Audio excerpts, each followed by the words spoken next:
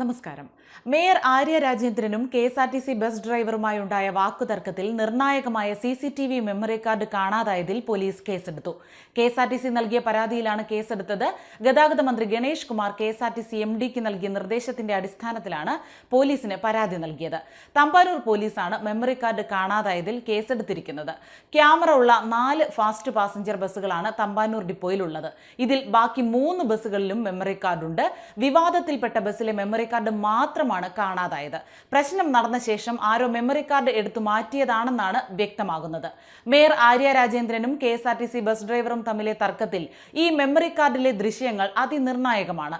കേസിലെ നിർണായക തെളിവായ ദൃശ്യങ്ങൾ ശേഖരിക്കാൻ ബസ് ഹാജരാക്കണമെന്നാവശ്യപ്പെട്ട് പോലീസ് കെ.എസ്.ആർ.ടി.സിക്ക് കത്ത് നൽകിയിരുന്നു. തൃശൂരിലേക്ക് ട്രിപ്പ് പോയ ബസ് തിരിച്ചെത്തിയ ശേഷമാണ് പരിശോധന നടന്നത്. എന്നാൽ പരിശോധനയ്ക്ക് എത്തിച്ച ബസ്സിൽ മെമ്മറി കാർഡ് കാണാതായത് ദുരൂഹത വർദ്ധിപ്പിക്കുകയാണ്. മേയർ ആര്യ രാജേന്ദ്രൻ നൽകിയ പരാതിയിലും പോലീസ് കേസെടുത്തിട്ടുണ്ട്. സൈബർ ആക്രമണം, ഔദ്യോഗിക ഫോൺ നമ്പറിലെ വാട്സാപ്പിൽ അയച്ച അശ്ലീല സന്ദേശം എന്നിവയ്ക്കെതിരെയാണ് പോലീസ് കേസ്.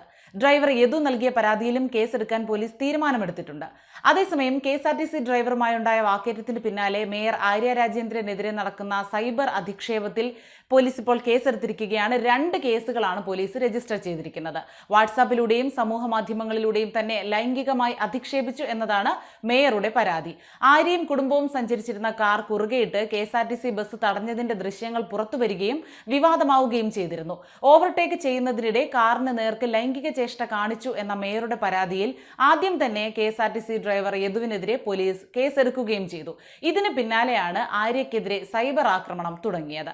അതേസമയം ഡ്രൈവർ യദു നൽകിയ പരാതി പോലീസ് പുനഃപരിശോധിക്കുകയാണ്. ഡ്രൈവറെ പോലീസിൽ ഏൽപ്പിച്ച മേയറുടെ നടപടി നിയമപരമാണോ എന്ന് പരിശോധിക്കും.